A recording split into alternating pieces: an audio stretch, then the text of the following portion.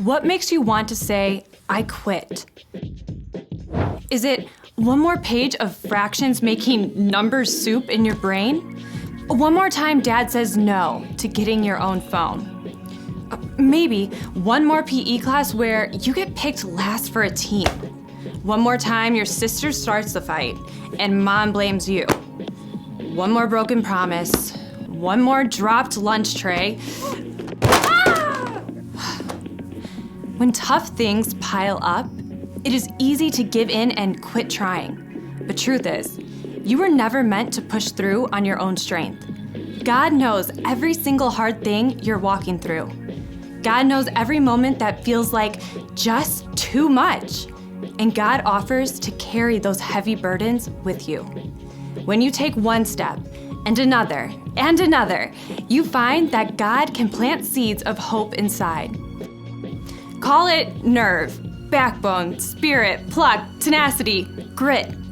Each time you give it another try, when you sit down to study again, or head back out to the practice field, or choose a good attitude instead of slamming the door, you build the muscles to push through. You rest in knowing that God holds the end of your story. God will give you the power to keep going. As you refuse to give up when life gets hard, others can see God at work in you. That's why grit is an amazing way to worship God with your life, because worship is about more than just singing loud. It's all about living loud.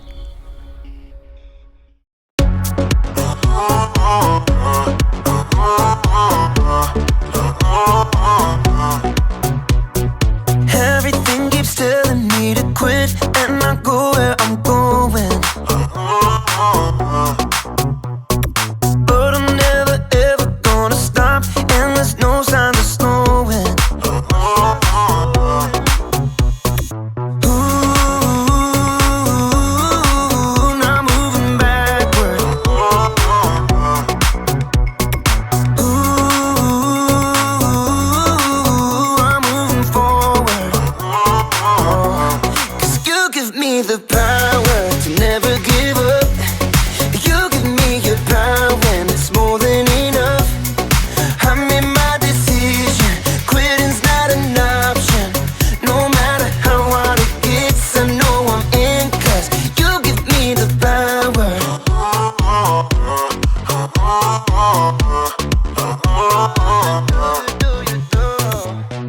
I'm committed to your plan, so I'll follow all of my days. Every day you give me strength to follow after your way. 'Cause you give me the power to never give up. You give me your power when it's more than enough. I made my decision, quitting's not an option. No matter how hard it gets, I know I'm in, 'cause you give me the power. Yeah, you give me the power.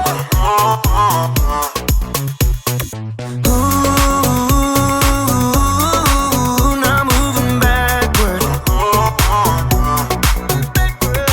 Ooh, I'm moving forward.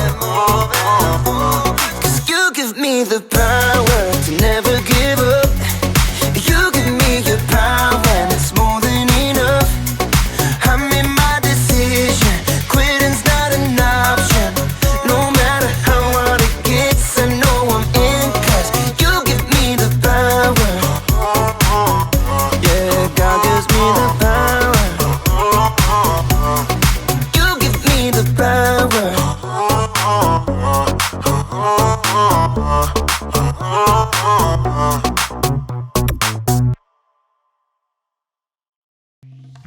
Welcome to Story Lab.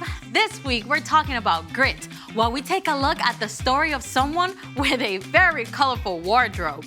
Oh, and this happened.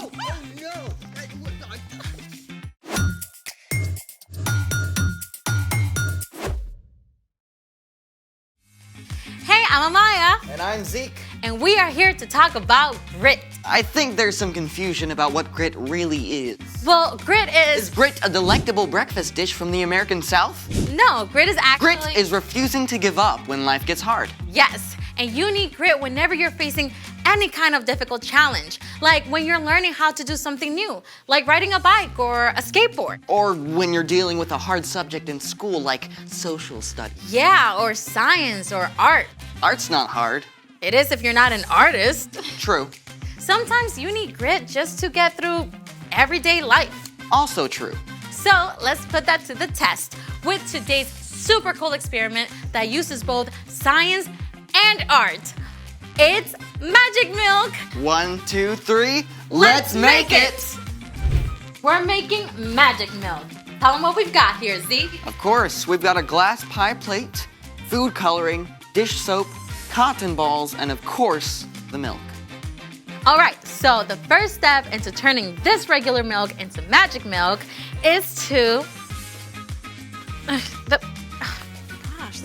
The first step is to open the bottle. Here, you need some help. No, wait, no, I got it, Here, I got it. just I got it. Oh, no. Wait, no. I am so sorry. It's okay. There will be no crying over this. We are refusing to give up. Yeah, grit. Paper towels, please? Yeah. Ah, resourceful. Okay, so magic milk. Step 1, pour a small amount of milk. All right, is that good? Looks good to me. Step 2, squeeze drops of food coloring into the milk. Do you need any? No, it's fine. I just... What is wrong with you?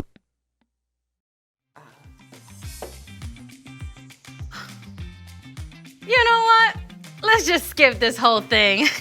It's time The for... story. No. Keep going. Fine. You do it. Step 2, squeeze food coloring into the center of the milk.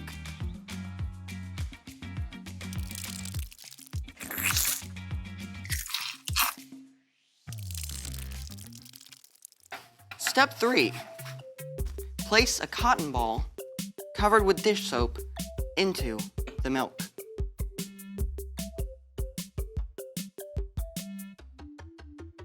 Whoa.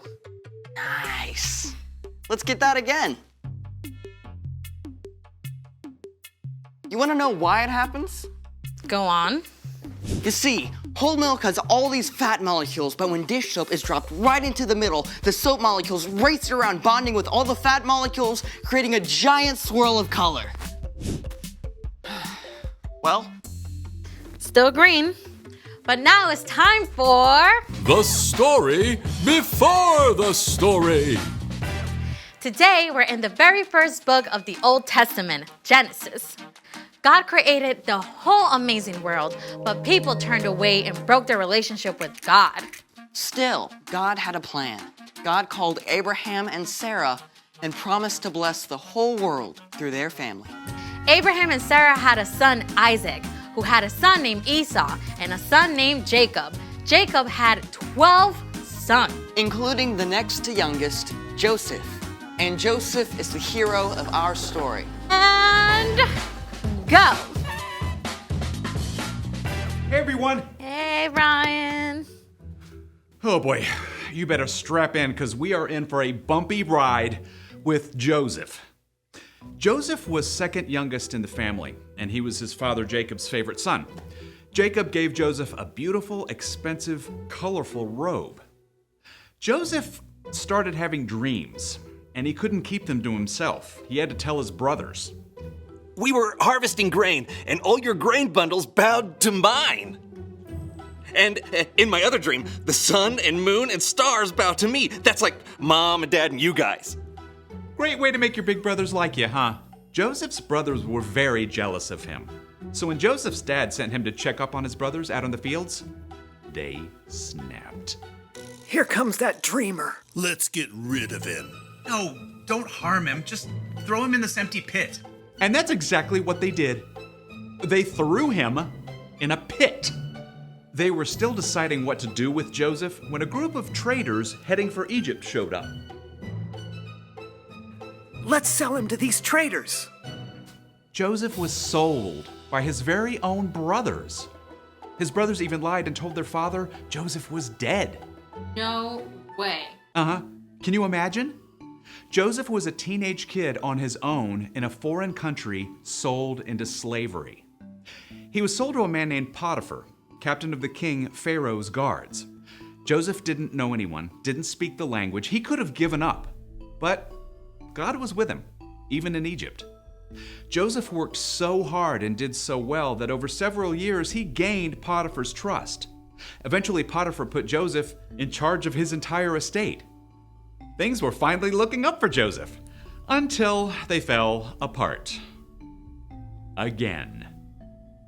Potiphar's wife was sneaky, and she wanted Joseph to do something wrong. When he refused, she threw a tantrum! He tried to hurt me! Throw him in prison! Now, Joseph was on his own, enslaved in a foreign land, and in prison. Yeah, it was time for him to have an epic pity party, right?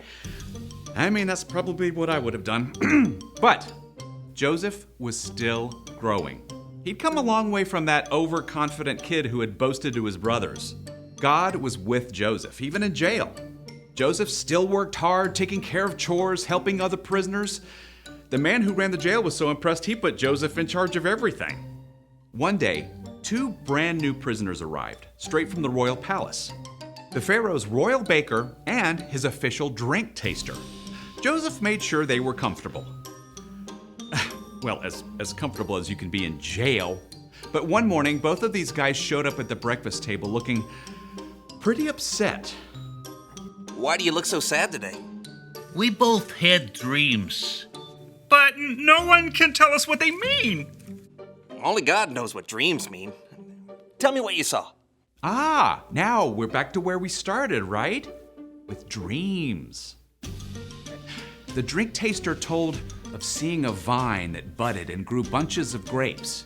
And then the drink taster squeezed the grapes right into Pharaoh's cup. Pharaoh will release you from prison and give you your job back. Yes! When he does, please put in a good word for me. Well, after this, the baker was excited to hear about his dream, where baskets of bread sat on the baker's head and birds ate the bread. Pharaoh will release you from prison and have you killed. What? That's pretty awful news to have to give someone. But it happened just as God had revealed to Joseph. In 3 days, the baker was killed. But the drink taster was released from prison and given his job back. Now the drink taster will remember to tell Pharaoh about me and I'll get out. So, you think the drink taster remembered? Yep. Nope. So, Joseph was still stuck alone, in a foreign land, in prison, forgotten. But even then, God was with him. The end. For now.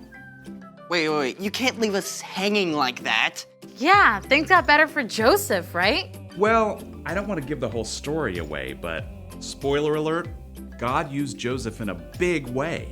And fast forward hundreds of years later, God would use Joseph's family to bless the whole world through Jesus.